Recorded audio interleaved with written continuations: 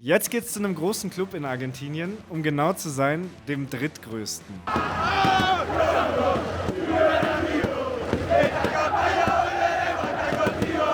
Independiente ist nicht irgendein Verein. Das hier ist der Rey de Copas. Ganze 7 Mal haben sie den Copa Libertadores gewonnen.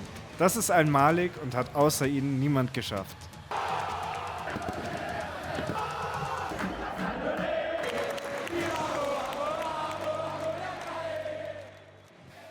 Ein Club mit Ecken und Kanten, aber, wie man schon hört, mit sehr viel Geschichte. 1905 gegründet, tief verankert in Avellaneda, rotes Trikot, großes Selbstverständnis. Independiente nennt man nicht ohne Grund den Rey de Copas, den König der Pokale.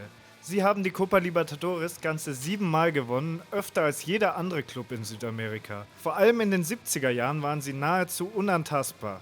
4 Titel in Folge, ein Rekord, der bis heute steht.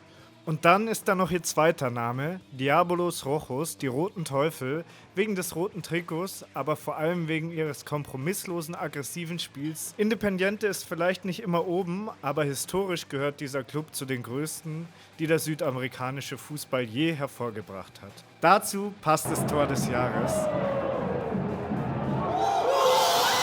Aber auch der größte Gewaltexzess im argentinischen Fußball seit langem. Und die sportliche Leistung diese Saison stimmte auch überhaupt nicht. Anders als beim Erzrivalen Racing, die es wenigstens ins Finale um die Meisterschaft geschafft haben. Zu Independiente, Racing, den Stadien und dem Clásico Avellaneda mache ich hier noch ein eigenes Video, keine Angst. Ich habe beide besucht und schneide das Video, aber wir schauen uns jetzt hier erstmal ein anderes Spiel von Independiente an.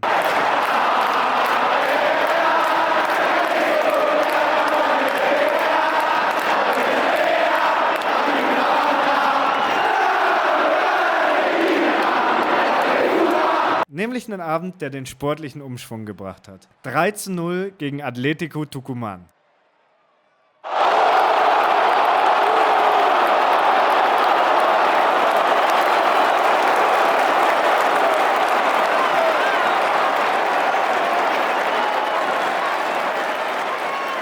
Ein Sieg, der kam, als kaum noch jemand damit gerechnet hat. Die Saison war bis dahin wirklich zäh und verkrampft, auf dem Platz, aber auch auf dem Rängen. Denn Independiente spielt seit Monaten ohne Barra. Die organisierten Fangruppen sind seit dem Spiel gegen Universidad de Chile draußen. Damals kam es zu heftigen Vorfällen mit Gewalt im Stadion, Ausschreitungen und auch rechtlichen Konsequenzen. Die Justiz hat durchgegriffen, Mitglieder der Barra Brava verhaftet, es gab Stadionverbote und auch der Club hat die Reißleine gezogen, nachdem das Stadion gesperrt wurde, waren sie zum Handeln verpflichtet und haben ein de facto Verbot für die Gruppen beschlossen. Nämlich gibt es keinen Zutritt mehr für organisierte Gruppen in die Kurve, also spielt der Club seitdem ohne Barra Brava. Jedenfalls ohne Trommeln, ohne Trompeten und ohne Fahnen. Und auch innerhalb der Barra gab es Konflikte und darum auch weiterhin viele Verhaftungen.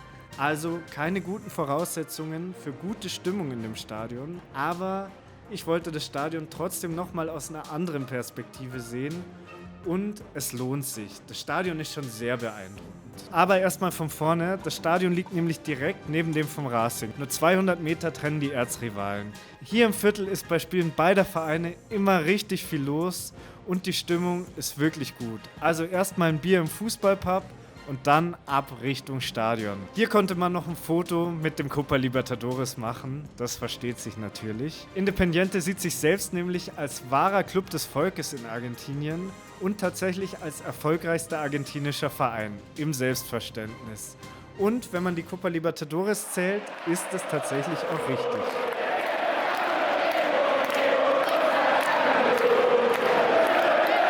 Also rein ins Stadion und auch ohne Barra war ich überrascht von der guten Stimmung. Die Leute wollten das Spiel unbedingt tragen und das haben sie auch gemacht.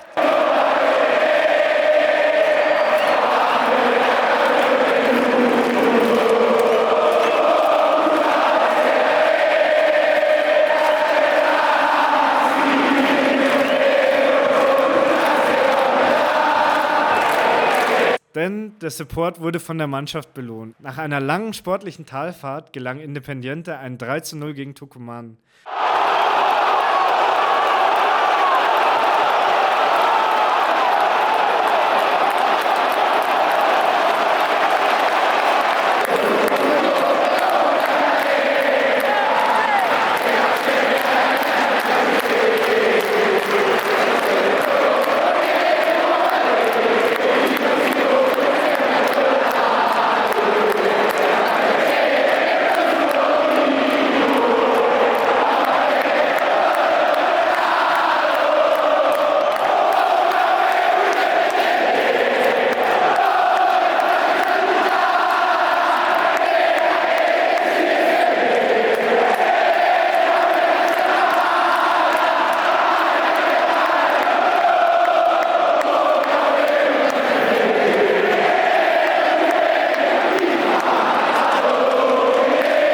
Der Support war also nicht organisiert, aber wirklich laut. Wenn es auf dem Platz stimmt, stimmt es auch auf den Rängen und andersrum.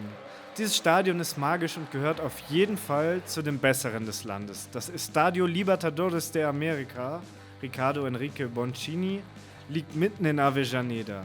Es ist groß, modern und steil gebaut, ein echtes Fußballstadion. Und es hat Geschichte. Hier stand früher das legendäre Doble Visera. Wir erinnern uns, wie Danny Dyer hier beim Clásico war und unbedingt raus wollte. Und nach dem Umbau sollte es super modern werden. Das ist es nur in Teilen geworden, weil etwas Wichtiges vom Entwurf fehlt, nämlich das Dach. Das Stadion bekommt auch in naher Zukunft, glaube ich, kein Dach, aber die Träger stehen immerhin schon da. Zum Glück ist das in Argentinien nicht so wichtig wie in Deutschland.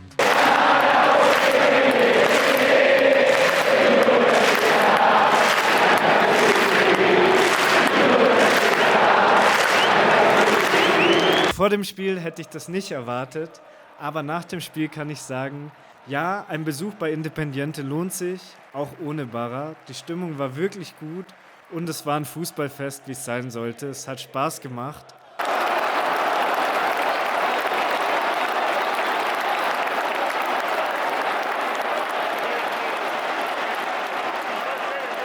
Und vielleicht sieht man ja in der nächsten Saison wieder Trommeln, Fahnen und hört Trompeten. Das wäre doch großartig. Dann macht dieses Stadion gleich doppelt so viel Spaß. Das war's schon wieder mit diesem tollen Erlebnis. Wir sehen uns dann wieder beim nächsten Mal mit einem neuen Club. Bis dahin folgt uns doch auf Instagram, lasst hier ein Abo da oder schreibt einen Kommentar. Alles 3 würde mich sehr freuen. Bis dann, Grüße aus Buenos Aires.